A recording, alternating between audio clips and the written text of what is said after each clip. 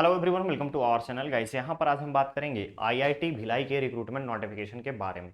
लेकिन आगे बढ़ने से पहले मैं आपको बताना चाहूँगा कि अगर आपने अभी तक चैनल को सब्सक्राइब नहीं किया है तो चैनल को सब्सक्राइब करें, वीडियो को लाइक शेयर जरूर करें।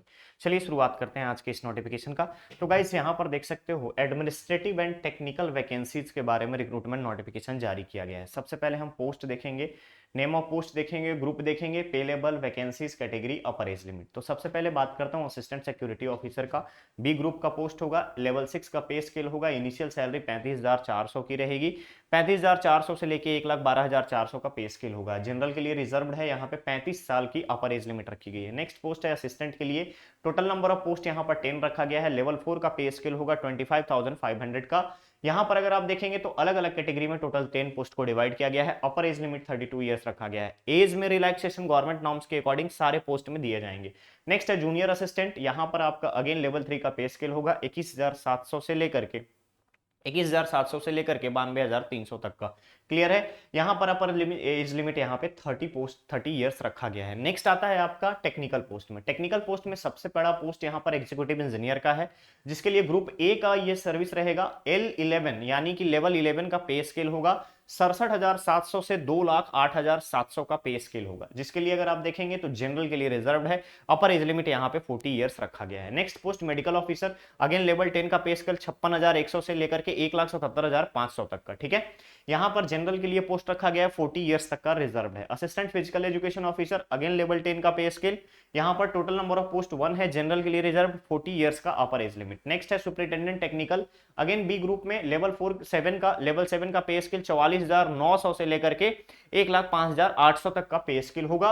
और यहाँ पे अपर एज लिमिट यहाँ 35 ईयर्स रखा गया है। नेक्स्ट पोस्ट है junior superintendent technical. Again level 6 का 35,400 से 1,12,400 का पे स्केल और 35 ईयर्स की एज लिमिट। स्टाफ नर्स की बात करूं तो लेवल बी का पे स्केल होगा, लेवल बी में आपका रहेगा और L7 आपको पे स्केल मिलेगा 44,900 से लेकर के 1,05,800 तक का।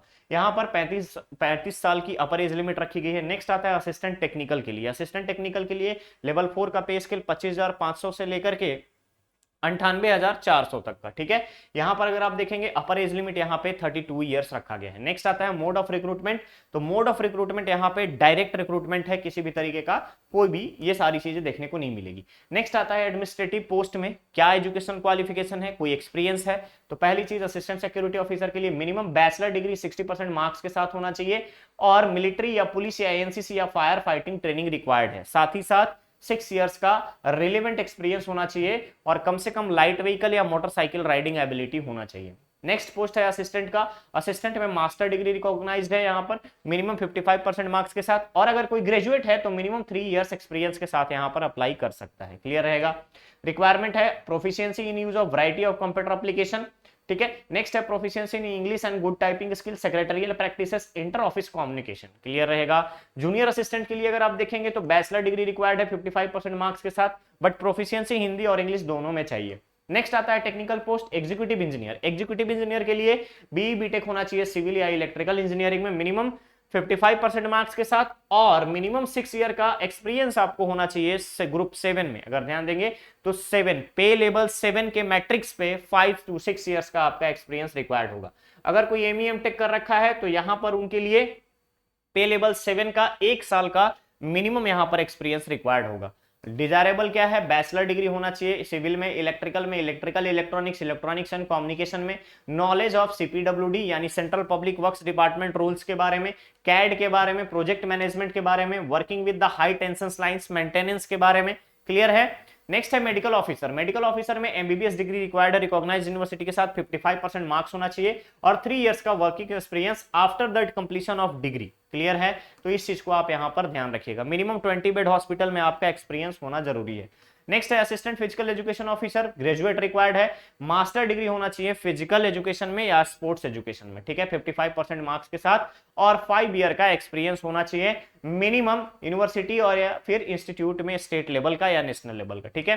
नेक्स्ट आता है superintendent technical. Master degree again चाहिए यहाँ पे टेक्नोलॉजी में 55% मार्क्स के साथ, और मास्टर डिग्री साइंस है, कंप्यूटर साइंस है या कंप्यूटर एप्लीकेशन है, आईटी है, 55% मार्क्स के साथ आपको यहाँ पे 3 इयर्स का रिलेवेंट एक्सपीरियंस लेवल 6 के पे स्केल पे होना चाहिए। क्लियर रहेगा।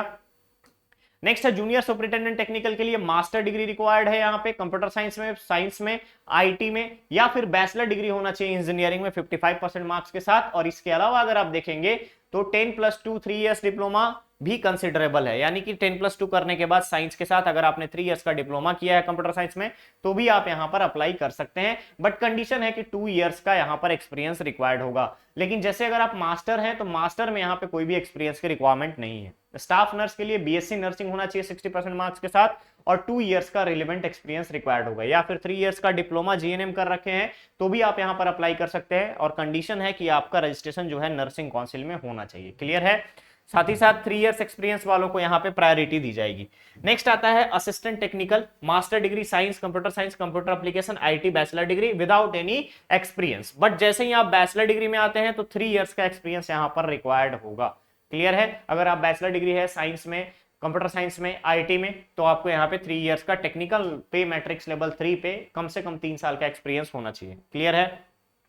यहाँ पे पर्सन विद बेंचमार्क डिसेबिलिटी के बारे में बताया गया है, बेसिक कंसिडरेशन। अब आता है इंपॉर्टेंट डेट्स, तो ध्यान रखिएगा ऑनलाइन एप्लीकेशन प्रोसेस इसका स्टार्ट हो चुका है।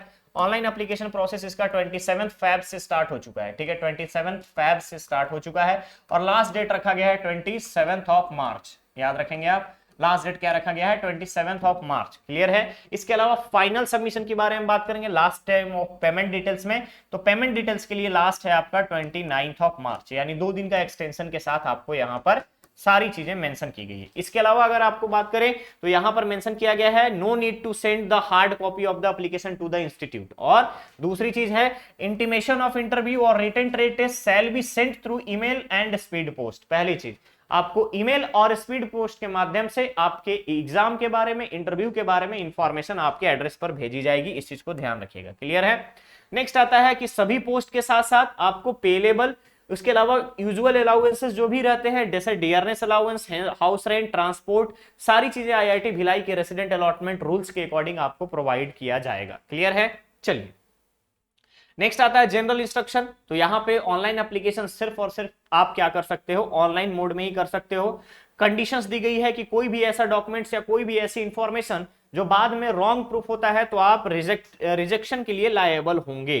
क्लियर रहेगा? अब हमारी बात आती है एप्लीकेशन फी। तो ध्यान रखेंगे जितने भी जनरल कैंडिडेट्स हैं, ओबीसी के कैंडिडेट हैं, ईडब्ल्यूएस हैं, सभी को 500 रुपीज पे करना होगा एसबीआई कलेक्ट के थ्रू। और रिमेनिंग जितने भी कैंडिडेट्स हैं like schedule caste, schedule tribe, person with disability and women candidate, उनको कोई भी फी पे करने की रिक्वायरमेंट नहीं है। क्लियर रहेगा? चलिए यहां पर बेसिक इंफॉर्मेशन दी गई है किस तरीके से और क्या क्या कंडीशंस आपके ऊपर एलिजिबल होगा, किस तरीके से आपको इंटरव्यू के लिए शेड्यूल मिलेंगे, किस तरीके से आपको एड्रेस के बारे में कम्युनिकेट करना होगा, उसके बारे में आपको बेसिक इंफॉर्मेशन दिया गया है। क्लियर रहेगा? एक सर्विसमैन, कोई भी ऐसा कैंडिडेट जो एक सर्विसमैन है या फिर करंटली वर्किंग है, स्विच करना चाहता है तो उसके लिए आपको प्रेजेंट इंप्लॉयर से रिक्वायर्ड होगी एनओसी की। क्लियर है? तो गाइस ये है आपका यहां पर आईआईटी भिलाई के रिक्रूटमेंट नोटिफिकेशन का अपडेट। बहुत जल्द मिलेंगे हम लोग नेक्स्ट और नए अपडेट के साथ। बने रहिए चैनल पे, चैनल को सब्सक्राइब करें, वीडियो को लाइक शेयर जरूर करें। Thank you so much.